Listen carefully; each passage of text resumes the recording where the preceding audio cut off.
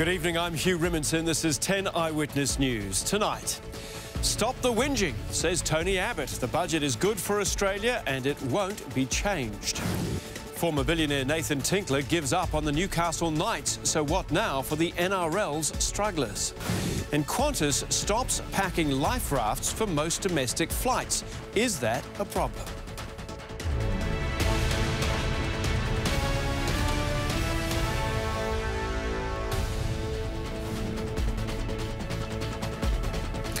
Well, Tony Abbott's post-budget sell has shifted from defence to attack, with the government trying to deflect anger back towards the Labor Party. They're challenging Bill Shorten to stop whinging and offer an alternative to fix the deficit. And as Catalina Flores reports, voters are also being told to stop complaining.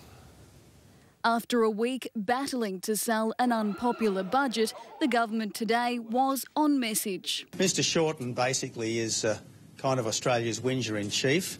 Bill Shorten's got to stop being the nation's chief whinger. What you call negative is me defending Medicare or me defending the pensioners. The architect behind some of the budget's deepest cuts agrees we should stop complaining. Every group that's impacted by, certainly by the audit report and to a certain extent by the budget, is saying, well, that's all very well, but not us. And I think they've got to take a national view. Turning the attack on the opposition may prove effective, but Tony Abbott has a more pressing task, selling the policies to his own backbench, with reports senior Liberals are now considering a budget backdown and even a leadership shake-up. I know that it's been an interesting week or so for senior members of the government, but this is a good budget. And as he said tonight at the Australian Book Industry Awards dinner, I do know something of the travails of authorship. It's one thing to be published, it's another thing to be sold. Parliament resumes again on Monday, where key budget measures are expected to be introduced, including the debt levy and fuel excise changes. But it's a party room meeting on Tuesday, where Tony Abbott will no doubt rally the troops.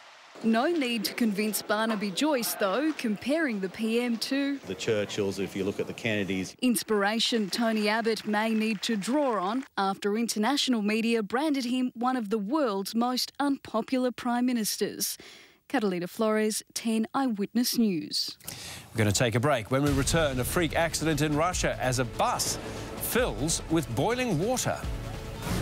And a passerby makes the catch of the day and saves a life in China.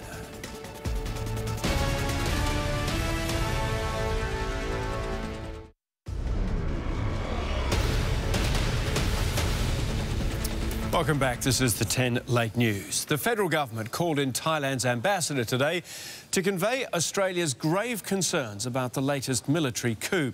The streets of Bangkok remain empty tonight, but the 10 p.m. curfew has been relaxed for some workers. Not much late-night partying, though, for Australian tourists. There's also a warning for travellers to check their insurance. Anything happens to you as a direct result of the coup, then it's not covered. The Army Chief summoned more than 100 politicians for a meeting today, but has not revealed the outcome. Let's look to finance now, see how the markets fared today for the end of the week. The ASX 200 closed up by about 0.25%. Tokyo's Nikkei also finished the day in positive territory, up nearly 1%. A short time ago, London's FTSE, though, was slightly weaker. Well, Stephen Daglian joins us now from CommSec. Stephen, it's been a big week for share markets. What were the highlights?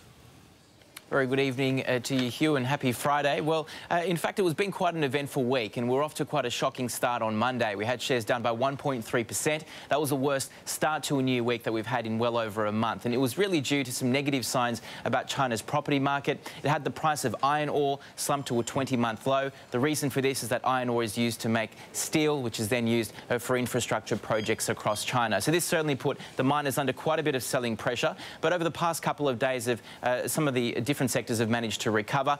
We had Commonwealth Bank also cracking through an all-time record high today, and Telstra sitting at its best levels in over 9 years.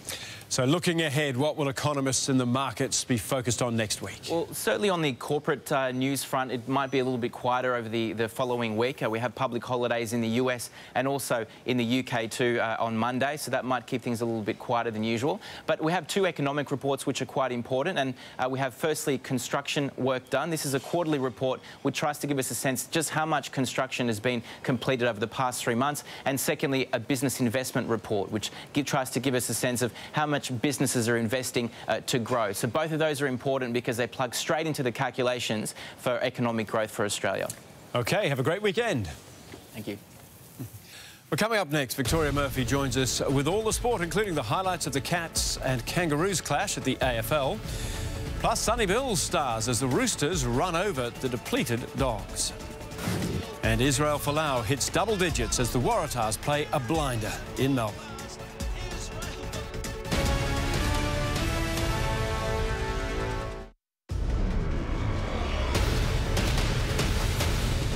Time for some sport now with Victoria Murphy and Toria. Battle of the Scott brothers tonight in the AFL. Yeah, it certainly was, wasn't it, Hugh? And it was Chris's Cats that came out on top.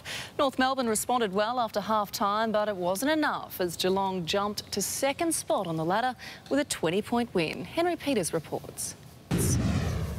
And finally tonight, this is one reason 23-year-old LA Dodger Yasiel Puig is being paid $42 million over 7 years. Hashtag awesome. Yasiel Puig with a phenomenal catch.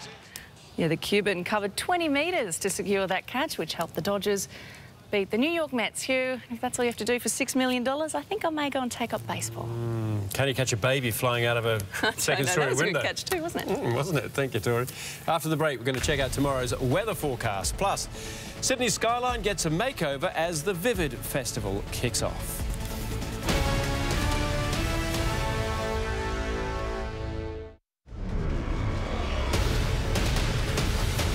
Welcome back. Let's take a look at your weather for tomorrow. Brisbane, 27 degrees, an early shower. It'll be mostly sunny in Sydney, though. 25 the top. Canberra and Melbourne both expecting partly cloudy weather with a top of 18. Hobart, a few morning showers, 13. Adelaide, partly cloudy and 23. A few showers in Perth with 20. Darwin will be sunny.